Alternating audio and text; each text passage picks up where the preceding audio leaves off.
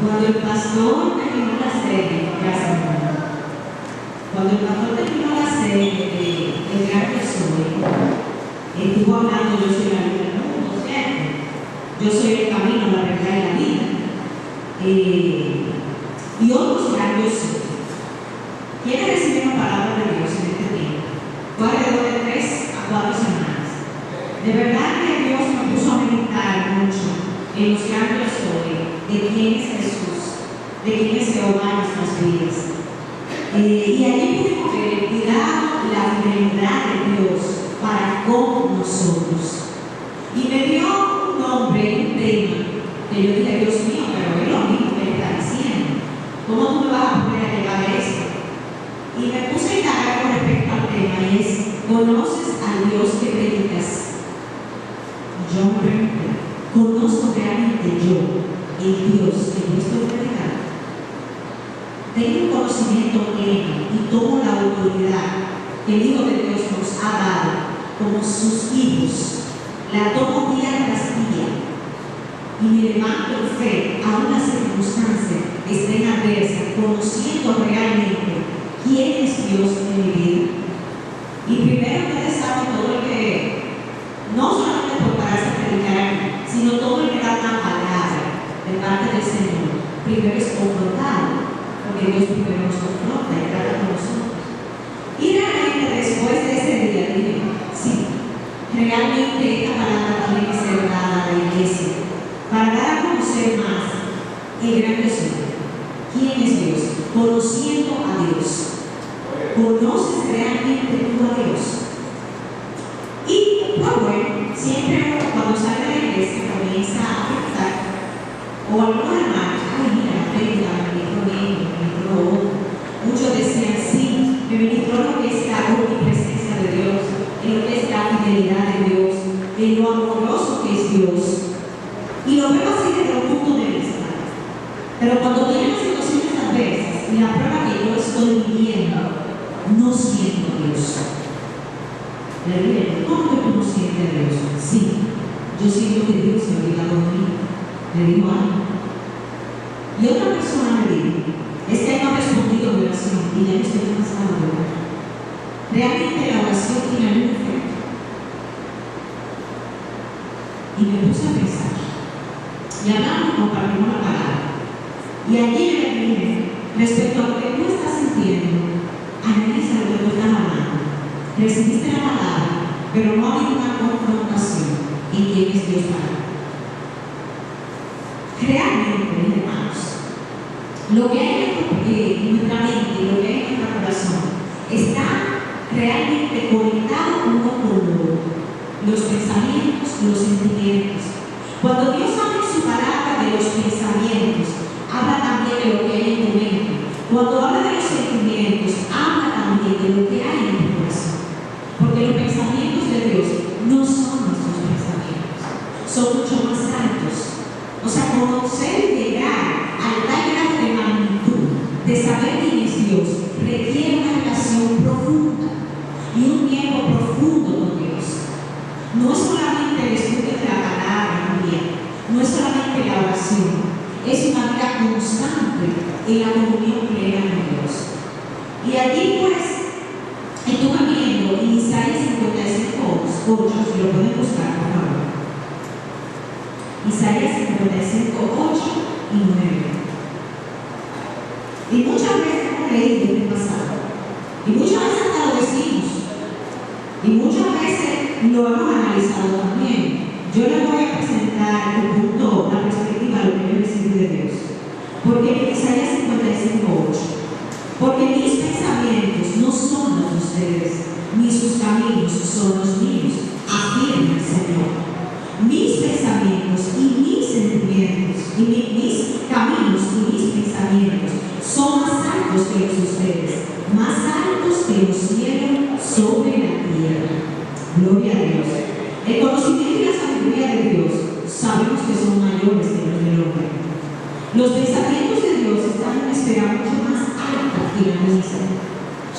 Muchas veces somos tontos al querer encajar a Dios en nuestro mundo, al querer que sus planes y sus propósitos se conformen en los nuestros, en vez de nosotros dejar que los planes del Señor y los pensamientos del Señor sean lo que gobiernen y lo que dirige mi vida. Entonces llegamos a dos significados. En hebreo, pensamiento, que viene de Mazaham, es estrategia, propósito y significado. Y camino es un modo de acción. O sea que cuando el Señor está hablando de mis caminos, está hablando del modo mío, el modo de Dios accionar, que no es el mismo modo de accionar del hombre. Y cuando dice mis pensamientos, está hablando del propósito de Dios para tu vida. O sea, el propósito de Dios que tú tienes encaja en el propósito de Dios que Dios tiene para ti. O están realmente divorciados uno del otro. Porque a veces leemos el pasaje y no nos vamos como a la profundidad y lo que Dios nos está diciendo. ¿Cuál es el camino? ¿Cuál es el modo de accionar de Dios? Y cada día más nos sorprendemos de lo que Dios hace en nuestras vidas. Y vamos a ser sorprendidos hasta que Cristo venga. Vamos a ser sorprendidos. Porque la omnisciencia de Dios y la forma de actuar de Dios es una forma sobrenatural de nosotros. Estamos llamados a eso. Estamos llamados cuando estamos en enfermedad, antes de llamar al médico, clamar al Señor por esa sanidad establecida. Pero hermanos, muchas veces no lo hacemos porque no conocemos a profundidad la magnitud, lo extraordinario y el poder sanador de Cristo Jesús. Y eso es uno de los ejemplos más comunes que lo vemos. Y lo vemos a diario, lo vemos cuando trabajamos, lo vemos cuando caminamos. Y no podemos nosotros ver la magnitud del cuidado de Dios con nosotros. Podemos en muchos casos sentir que hubo el cuidado de Dios, pero a veces se nos pasa hasta desapercibido, porque no le damos el grado de importancia del rey que nosotros tenemos al lado. No le damos. Decimos, sí, somos salvos, estamos estudiando palabra, estamos en oración, estamos en comunión, pero ha penetrado realmente el poder de Cristo en nosotros. Tenemos la convicción plena de que somos hijos de Dios y cómo le debemos su casa. Esa es la pregunta que Dios me hizo a mí. Y esa es la pregunta que yo le hago a ustedes en esta mañana. Cuando hay momentos de crisis, momentos de dificultad, chequea cuál es tu dirección. ¿Cuál es tu dirección? Si se te pone la cabeza con una no decimos nosotros, es muy largo, ¿verdad? Hablar, o realmente tú vas a la presencia del Señor y dices, Padre, mira, yo soy tu hijo, yo soy tu hija. Si alguien necesita orar por lo que sea, antes de coger el teléfono, vete a la presencia del Señor y dile al Señor tu sentimiento y tus emociones. Y Él te va a llevar tu corazón, lo va a llevar directo al corazón de Dios. Y va a venir el Espíritu Santo y te va a tomar y te va a revelar lo que es. Entonces en ese momento va a venir ese tiempo de reposo y va a venir ese tiempo de paz. Que la aflicción que tú has recibido o la noticia que tú has recibido ha sabido sobrellevar al Señor. Y yo le puedo dar como testimonio que es así. Cuando yo tenía un tiempo, corto tiempo, que se me recibió una noticia muy fuerte. Y esa noticia me llevó a que las encías me sangraran. Fue algo grande, fue una inflamación muy fuerte. Fíjate cómo reaccionó mi cuerpo. Y los médicos que están aquí, que saben más que yo de eso, fíjate cómo el cuerpo y la mente humana toma todo tipo de reacción. Pues yo no llegué esto a lo que usted dice, yo no se lo entregué a Señor de la cosa. Lo primero que hice fue que la recibieron natural y la cogí natural. Pero ¿cuál era mi deber? ¿Cuál era mi derecho? Yo como hija de Dios, no era quedarme con esa bomba arriba, era ir a los pies del Señor y decirle, Padre, mira, es esto. Primero digo el corazón de que se ve bien. Y ese me puso a mí, ¿cómo la tuvo? O sea, no me senté en reposo a descansar en la presencia de Dios. Y a veces es lo que nos pasa, señores. Entonces, por eso dice la palabra, mis pensamientos no son los de ustedes, ni sus caminos son mis caminos, afirma el Señor. No es suficiente con romper y quedar las costumbres. Y yo me voy a ir más allá. Me voy a tomar las costumbres que tenemos y me voy a tomar los hábitos. Y a veces queremos hacer todo eso en lo natural. Queremos hacer eso con nuestra propia cuenta. Y no nos vamos al Señor en un verdadero arrepentimiento. Porque para ver cambio de actitud tiene que haber un verdadero arrepentimiento. ¿Qué dice el Señor en su palabra? Arrepentidos y convertidos.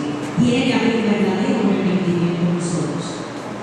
¿Cómo podemos nosotros acercarnos a Dios?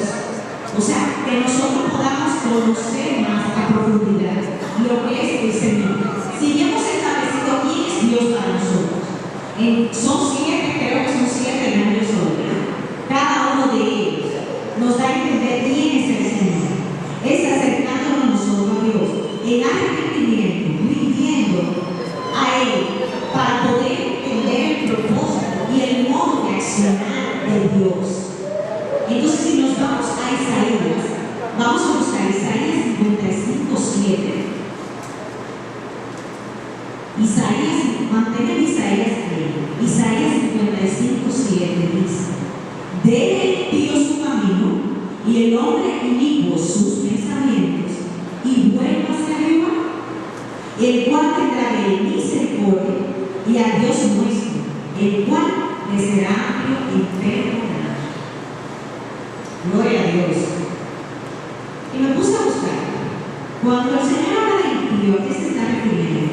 Y nosotros nos decimos, este impío, de una forma tan despectiva. Yo no lo digo, pero sí lo oigo mucho. Entonces, en hebreo es el hombre de iniquidad. Y esto es aplicable a todos los nombres. Dice que el malvado peca más descaradamente en su camino.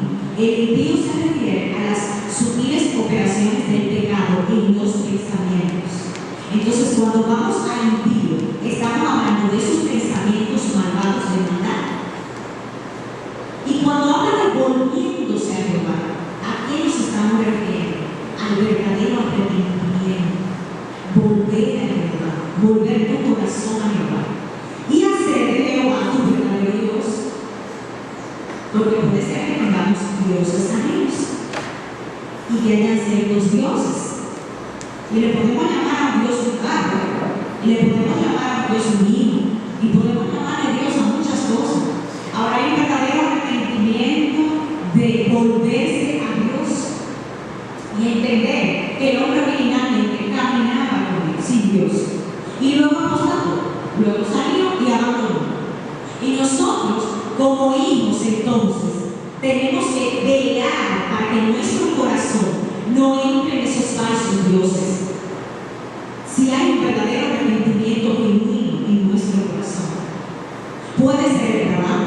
Y hemos conocido mucha gente que es por favor que ve por su trabajo, que cambia cualquier cosa por su trabajo. Entonces ahí nos evaluamos y tomamos la conciencia de realmente Dios es mi Dios o tengo mi corazón divino. Cuando habla de amplio y perdonar, dice que es grande el perdonar. Y me imaginé ahí que el Señor en la plenitud de su gloria y de su perdón. Dice que todavía es más grande que tener misericordia. Cuando él habla de misericordia es grande, pero cuando él dice amplio en perdonar, sobrepasa todas las esferas. Cuanto más conocemos a Dios, más conocemos su amor y su clemencia. Y esto toma tiempo. Y esta madurez espiritual de entender quién es Dios toma tiempo. No te desesperes si empezaste hace poco. No te presiones, porque a veces nos presionamos y queremos como más. Y queremos por aquí, yo quiero entender esto, quiero esto, quiero esto. Dios va llegando su tiempo a medida que vea tu corazón. Procura siempre delante del Señor que tu corazón esté sano. Que mientras vaya creciendo haya sanidad. Y lo que tú tengas que perdonar, pídeselo al Señor. Porque a veces tenemos heridas muy profundas. Y ustedes están conscientes que hemos dado testimonio. Que hemos dicho que yo he perdonado, pero hay esa cosita allí que te marca. Porque yo he pasado por eso. Entonces, amplio en perdonar es el Señor. Mas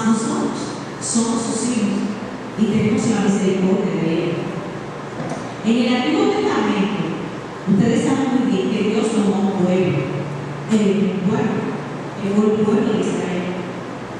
Lo eligió de una forma tan especial que miren lo que Él les dijo en Éxodo 6:7. Haré de ustedes mi pueblo y yo seré su Dios. Y así sabrán que yo soy el Señor su Dios, que los liberó de los egipcios.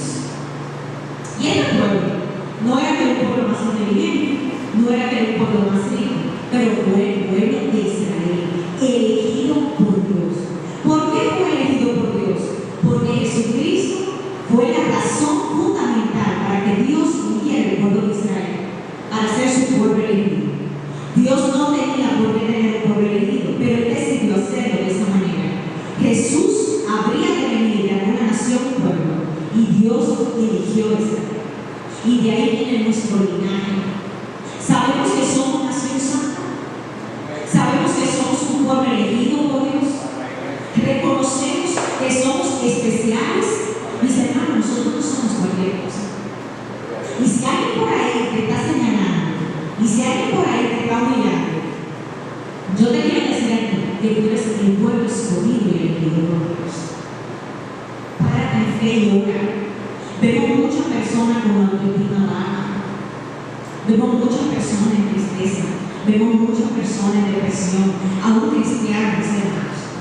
Ustedes y yo trabajamos con muchos hermanos cristianos. Y es por eso mismo. Porque no han reconocido su posición en Cristo. No lo han reconocido. Cuando le hablo de este versículo, Éxodo 6 y 7, Dios estaba diciendo en otras palabras: voy a enseñarle a ser un pueblo para que pueda ser Dios a ustedes. Y cuando tuvimos los comentaristas bíblicos, nos dicen: las promesas de Dios que en estos versículos se cumplieron al pie de la letra cuando los hebreos salieron de Egipto. Él los libró de la esclavitud, llegó a ser su Dios y los aceptó como su pueblo. Luego los llevó a la tierra que les había prometido. Cuando el Señor te dice algo que no se cumple, quizá no se cumple en el tiempo de nosotros, pero en el tiempo de Dios sí se cumple. Y nos desesperamos y decimos todas esas cosas, por ejemplo, como la persona que estoy hablando. ¿Por qué? Porque no he entendido el tiempo de Dios. Y ahí va el mundo. Entonces, cuando los hebreos fueron rescatados de la esclavitud, también nos estaban ejemplificando a todos nosotros en cuanto a la salvación. Miren la correlación que hay entre los dos. Cuando Dios nos redime del pecado, nos libera. Amén. Nos acepta y llega a ser nuestro Dios. Luego nos guía hacia una vida conforme lo vamos siguiendo. Cuando Él dice: ustedes sabrán que yo soy Dios, le digo al pueblo de Israel, estas palabras fueron consoladoras. Quizá debieron de haber animado a este pueblo, a los israelitas, y haberles hecho olvidar su miseria. Pero ellos estaban tan absortos en sus problemas que no hicieron caso de las promesas de Dios. ¿Estamos tú y yo bajo esta situación? Quizás no, quizás sí, pero quizás tú como una persona decente que no hacen caso a la palabra del Señor y actúan bajo su propia prudencia, o sea, bajo su propio entendimiento. Dios me ha dicho que haga tal cosa. Yo no lo voy a hacer. ¿Qué es el llamado? Mira, Señor, yo tengo ya unos cuantos años ya. ¿Tú estás seguro que es mi llamado? No, Señor. Y comenzamos una discusión con Dios. Porque la voluntad de Dios no cuesta. Hacer la voluntad de Dios te va a hacer dar a ti un poco más. Y este pueblo nunca entendió lo que Dios estaba tratando con ellos. Yo oro al Señor en esta mañana y oro para que siempre yo pueda entender y hacer la voluntad de Dios en el tiempo perfecto de Dios y nunca cuestionar a Dios, no cuestionar a Dios, sino hacerlo en el amor de Cristo. Entienda o no entienda yo lo que Dios está demandando para mí. ¿Qué hizo Dios? Y le voy a hacer un recuento a este pueblo.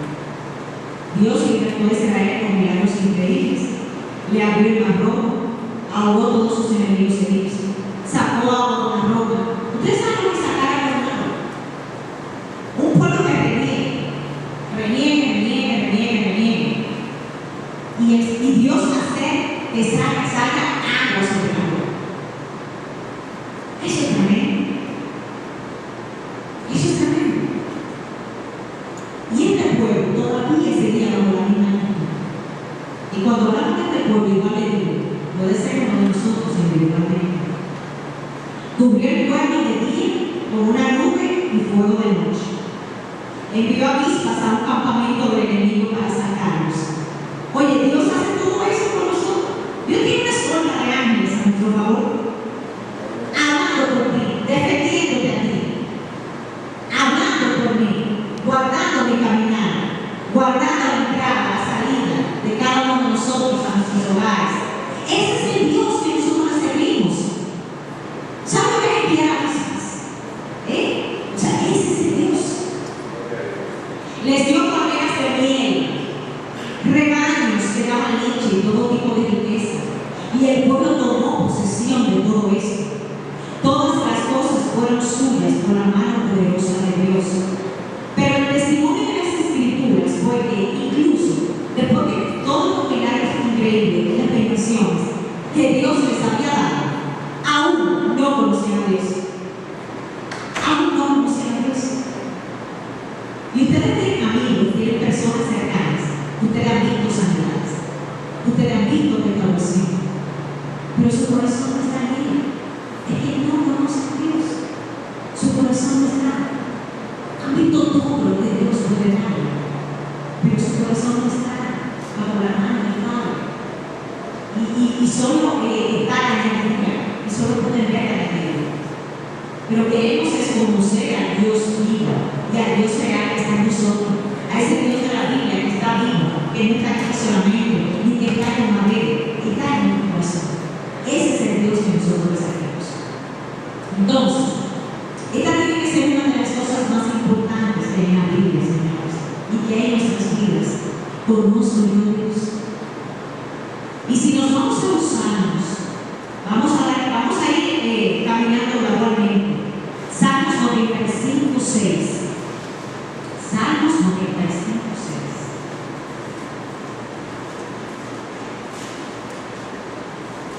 ¿Cómo debemos nosotros comenzar?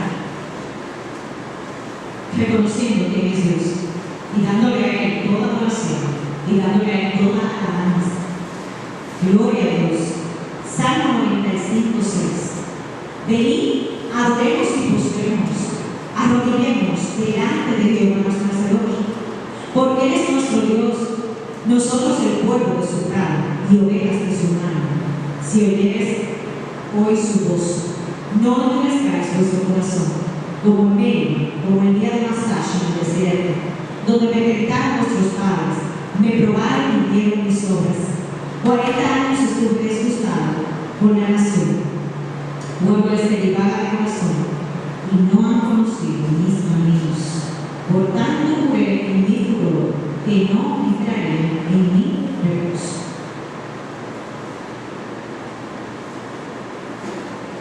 En el 6, vengamos a Dios con acción de gracias, humillados en oración, delante de su presencia. Venid, reconozcamos, adoremos, postrémonos. Mostrarse, enseñar de adoración, enseñar de humillación. Amén. Arrodillémonos delante de nuestro Hacedor. Y no se refiere solamente a clicar siempre y arrodillar, porque quizás no puede dar mucho tiempo arrodillar. Es corazón humillado, contrito y humillado delante de Él. Porque Él es nuestro Dios, dice el 7. Nosotros somos el pueblo de su prado y ovejas de su mano. Si oyeres hoy su voz, el 8, no endurezcáis vuestro corazón, como Media, como el día de Masash en el desierto. El Señor nos advierte que no endurezcamos nuestro corazón, como lo hizo Israel en el desierto, al continuar resistiéndose a la voluntad de Dios. Y cuando este versículo habla, nos está hablando de que cuando nosotros nos resistimos a hacer la voluntad de Dios, Dios no puede comenzar a trabajar con tu corazón. Entonces, se va endureciendo la palabra. Se va endureciendo porque no queremos dejar que el Señor haga lo que tiene que hacer en nosotros. Y van estas dos cosas interrelacionadas. Cuando el corazón de alguien se endurece, esa persona está tan aferrada en sus caminos, que no son los caminos de Dios, que no puede volver a Dios. Y por eso vemos personas que descuestan y que tú dices, Dios mío, o sea, ¿cómo es que no puede volver a Dios? Es porque su corazón está endurecido por no hacer la voluntad de su Creador.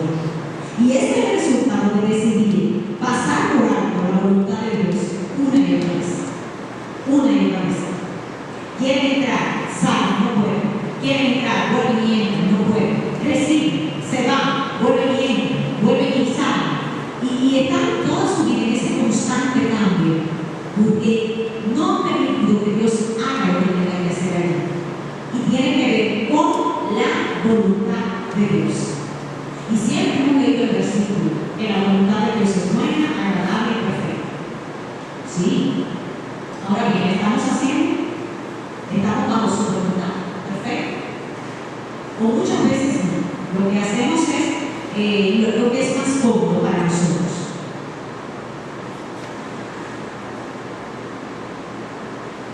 ¿Sabes que en esta historia Meribá significa disputas y Masash prueba?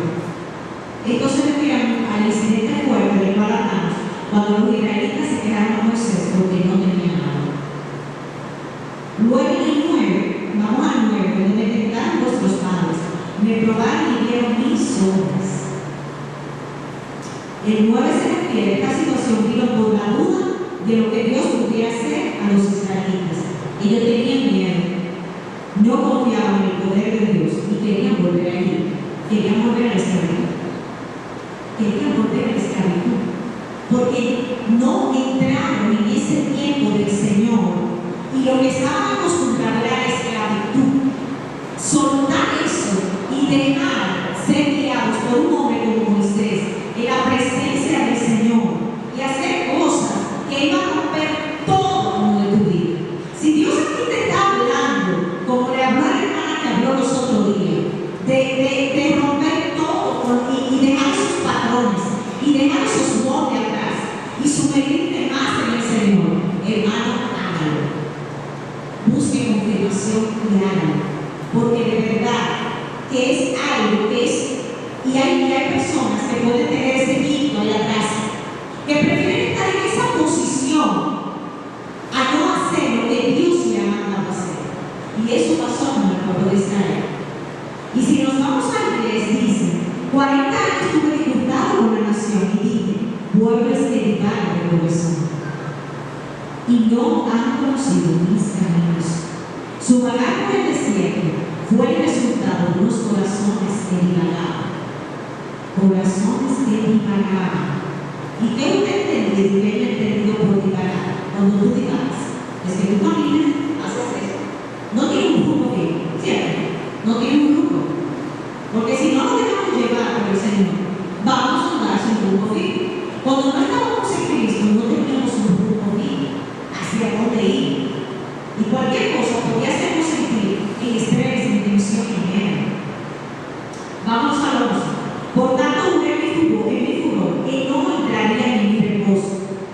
El reposo terrenal que Dios prometió fue dar una vida bendecida en la tierra de Canaán, que Israel recibiría como herencia. Ahora bien, esta imagen se aplica también al reposo espiritual de un creyente individual en el Señor. También nos aparece el reposo espiritual. En el momento de la salvación, cada creyente entra en el reposo verdadero que está en el terreno de la promesa espiritual. Y nunca más tendrá que esforzarse por alcanzar, por esfuerzos propios, una justicia de Dios que agrade a Dios. Dios quiso conceder ambos tipos de reposo a esta generación. ¿Cómo entramos nosotros en este reposo? ¿Y qué nos impide tener este reposo espiritual? Obtener esta bendición principal de Dios, porque es una gran bendición. Si vemos y analizamos el 2, aquí estoy analizando el 2, corazones mal agradecidos. Miren Dios, no lo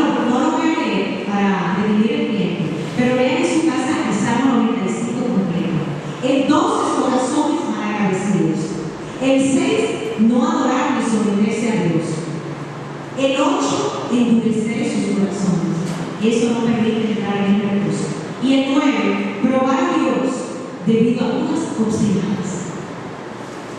Nuestra duda con respecto a lo que Dios ha establecido para ti y para mí no nos impedirá en ese reposo espiritual que establece el párrafo. Y también, si nos vamos a Hebreos 4, del 5 al 11, para no tomar nota, no lo voy a leer, se nos alienta que no endurezcamos nuestro corazón, sino que rechacemos el pecado y cualquier cosa que nos aparte de Dios. Déjame decir que el descontento, la integridad, la que destruye el reposo de Dios. La integridad, esa falta de fe destruye eso que Dios quiere dar y quiere darnos a nosotros. Conocer a Dios da reposo. No sé lo que usted vivió cuando conoció al Señor, pero cuando yo conocí al Señor, entré en ese reposo. Y quizá hay momentos que he tenido duda, que he tenido situaciones que me veo entre el padre y la pared. Si me dejo guiar más por lo que estoy viendo que por lo que Dios ha establecido de mí, no tengo ese reposo en Cristo. Conocer a Dios implica una relación íntima y personal. Solo conociendo a Dios es que podemos experimentar un verdadero camino. Entonces, ¿qué es conocer a Dios? Tú me preguntarás, pero te he dicho muchas cosas. ¿Qué es conocer a Dios? Para conocer a Dios tiene que haber un nuevo nacimiento, un arrepentimiento y una transformación. Estas tres cosas van ligadas una a otra. Conocer a Dios no es un asunto intelectual, no es un asunto que yo tengo un intelecto y puedo desarrollarlo por mí mismo, ni es un sinónimo de saber, de que yo todo lo sé. Eso no es conocer a Dios. O sea, todo lo que yo sé, todo lo que está en la Biblia, todos somos los sé. Yo me lo sé. Eso no es conocer a Dios. Puedes saber mucha teología, pero con un corazón que no se humilla delante de Dios, no hay un verdadero conocimiento de lo que es Dios. Puedes tener una alabanza para Dios, pero no hay adoración en tu corazón hacia Dios. Y conocer a Dios, por supuesto, es imprescindible para ser salvo. Si nos vamos a Juan 17:3, te lo voy a leer.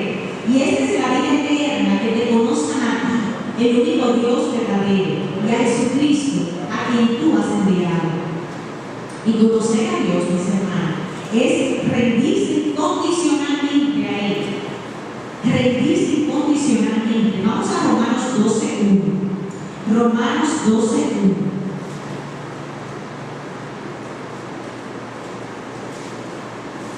Por lo tanto, hermanos, tomando en cuenta la misericordia de Dios, les ruego que cada uno de ustedes, en adoración espiritual, ofrezca su cuerpo como sacrificio vivo, santo y agradable a Dios. O sea que tenemos que rendirnos a Dios en una adoración espiritual. Profesar la religión no es conocer a Dios tampoco. La religión como finalidad nos aleja del conocimiento de Dios. ¿Ustedes saben eso? La religión como finalidad nos aleja de conocer a Dios. Porque estamos ricos y estamos individuales del hombre. ¿Cuándo queremos conocer a Dios? Porque estamos en la religión. Dios llama a su pueblo a venir a sus atrios con alabanza y regocijo. Y el tercer punto, Dios exige una relación espiritual, no una relación litúrgica, o sea, una relación con un ritual. No es eso lo que Dios quiere. Vamos a Isaías 29:3. Isaías 29:3. Dice pues el Señor, porque este pueblo se acerca a mí con su boca y con sus labios me honra, pero su corazón está lejos de mí. Y su temor de mí no es más que un mandamiento de hombres que les ha enseñado. Su corazón está lejos de mí. ¿Estás tú? Perdón. Isaías 29:13. 13. Perdón. 13. Isaías 29:13.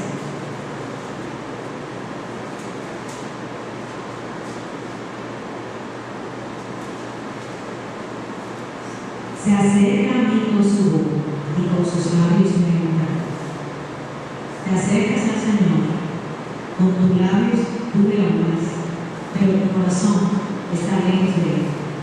Y lo haces con un mandamiento de hombres.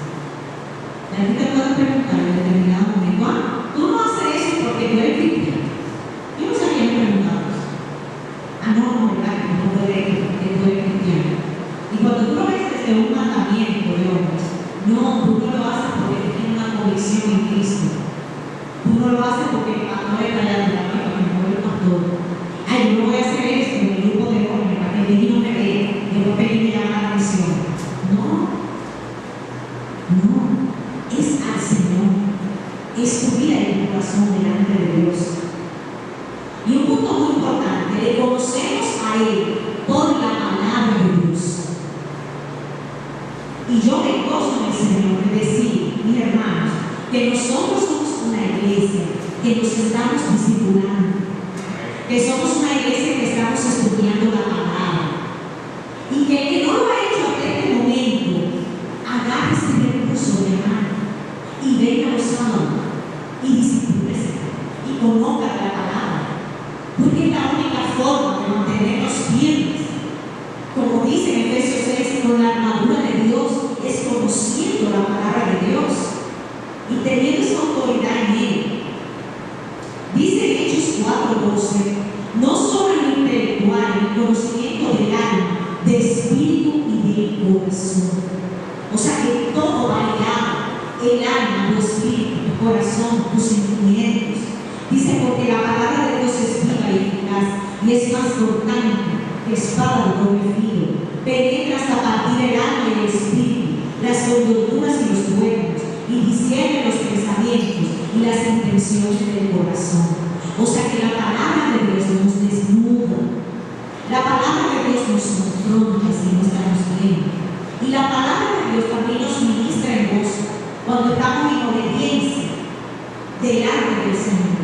Esa es la palabra de Dios, penetra, pone en orden tu vida, pone en orden todas las cosas, porque hay un poder extraordinario en la palabra de Dios.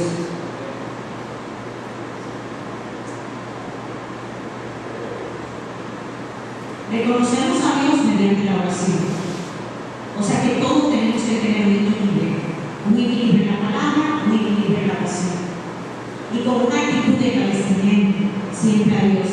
Colosenses 4:10 nos dice, perseverad en oración, velando en ella con acción de gracias. O sea que nosotros los cristianos estamos llamados a ser perseverantes en la oración. Y por supuesto, conocemos a Dios mediante Cristo. Cuando conocemos a Cristo, y ahí vamos con la Trinidad, Padre, Hijo y Espíritu Santo, no se debe confundir, hermano. No todos los caminos conducen a Dios. Eso no es verdad. Cristo es el único que te lleva al Padre. Y tenemos aquí tres cosas, si quieren anotarlo. Es la imagen de Dios invisible, Colosenses 1:15. Cristo lo ha dado a conocer en Juan 1:18. Y el que tiene al Hijo, tiene al Padre. ¿Quieres conocer al Padre? Tienes que conocer al Hijo. Y el único camino es Jesucristo. Cuando ustedes le dan esos libritos y todas esas cosas por allá, ahí está Jesucristo. El único camino hacia el Padre es mediante el Hijo, el conocimiento de Dios. Entonces, si ya conocemos a Dios y sabemos quién es Dios en nuestra vida, le voy a poner un ejemplo muy sencillo.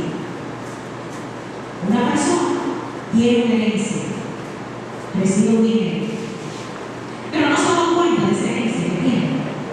Va al supermercado, compra 5 libras de arroz, un pollo, una fundita de sazón, un vinagre de chiquitito, un paquetito de paquete y un paquetito de salsa. Todo viene pequeñito, porque es la compra que está acostumbrado a hacer. Va a su cuenta bancaria, ve el dinero que tiene, pero no está consciente de lo que tiene. Vuelve al supermercado, compra lo mismo: un paquetito de salsa, un paquetito de paquete, 5 libras de arroz y así sucesivamente. Tiene la luz cortada, no tiene gas en su casa y un sinnúmero de cosas más. Sigue viviendo una vida como la que vivía antes. No ha reconocido que es un heredero, que tiene una fortuna. Mis hermanos, así andamos nosotros en la vida, bajo tristeza y bajo preocupación. Y no reconocemos la herencia que tenemos en Cristo. No hemos reconocido la herencia que tenemos en Cristo. Y andamos como ese señor que recibió esa herencia, pero no admitía que tenía ese dinero, hermano. No lo admitía porque no lo reconocía. Tenemos una gran herencia en Cristo Jesús. Y no estoy hablando del dinero, estoy hablando de la salvación que tenemos en Él. Amén.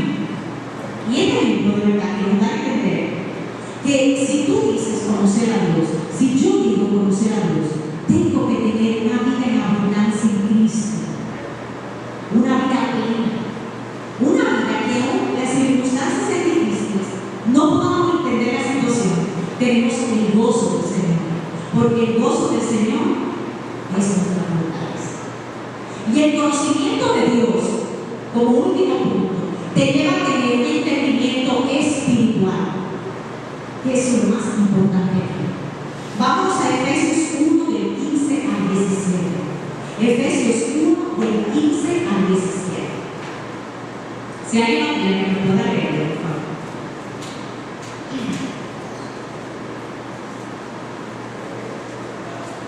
¿Lo tienen? Efesios 1, del 15 al 17. Por esta causa también yo, habiendo oído de vuestra fe en el Señor Jesús y de vuestro amor para con todos los santos, no ceso de dar gracias por vosotros, haciendo memoria de vosotros en mis corazones.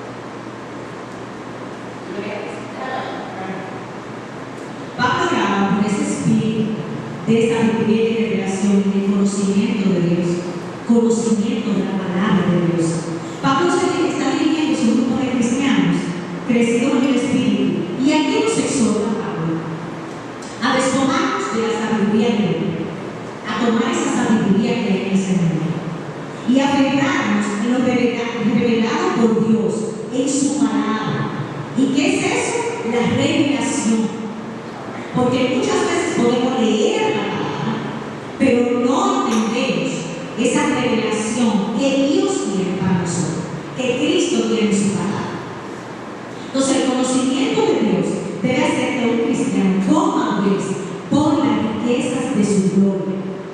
Y ahí, mi hermano, vamos a Efesios 1, del 18 al 20.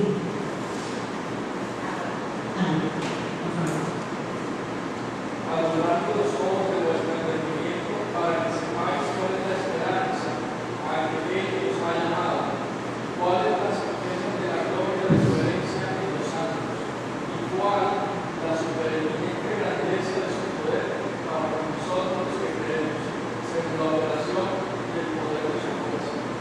Muy bien, gracias, hermano. Dice, alumbrando los ojos de vuestro entendimiento. ¿Saben qué significado tiene? Los ojos de nuestro corazón. Los ojos de nuestro corazón.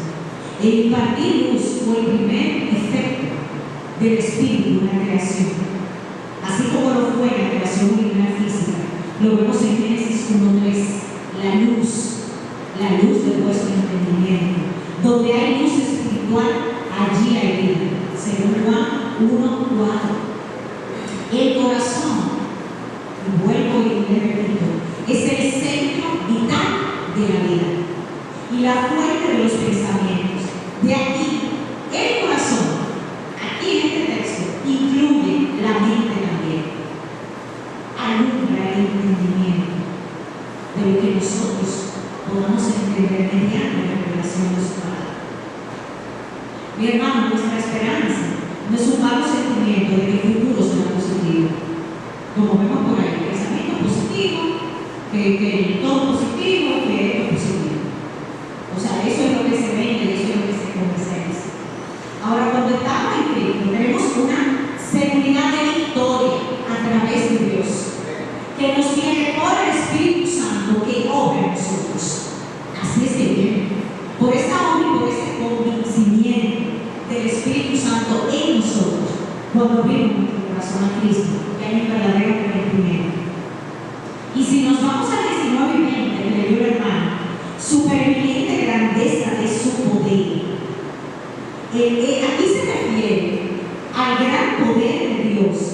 aquel que resucitó a Jesús de los muertos y lo levantó en su ascensión para llevarlo de regreso a la gloria, para sentarse a la diestra de Dios. Eso es dado para cada creyente en el momento de su salvación y siempre está a nuestra disposición. Por ende, mis hermanos, si quieren anotar, anoten esto. Pablo no oró para que el poder de Dios fuera dado a los creyentes, sino para que los creyentes fueran conscientes del poder que ya poseían en Cristo.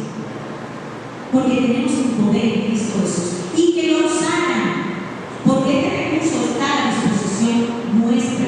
Nosotros somos hijos amados de Dios.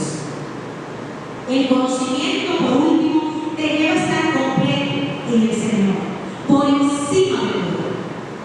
Y si nos vamos a Efesios 1:21, muy por encima de todo gobierno y autoridad, poder y dominio y de cualquier otro nombre que se invoque, no solo en este mundo, sino en el venidero.